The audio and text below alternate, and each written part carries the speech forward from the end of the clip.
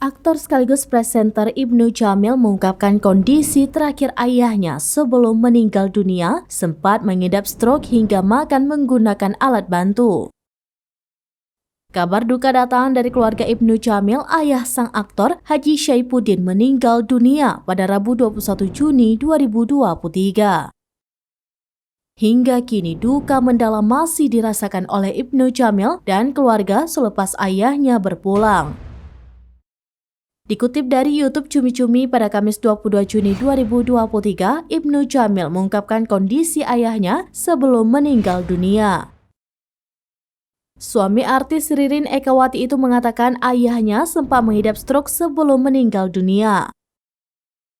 Atas kondisi tersebut, sang ayah pun diketahui mengalami kesulitan untuk berjalan dan berbicara. Kondisi tersebut diperparah saat sang ayah sudah tidak bisa makan secara langsung.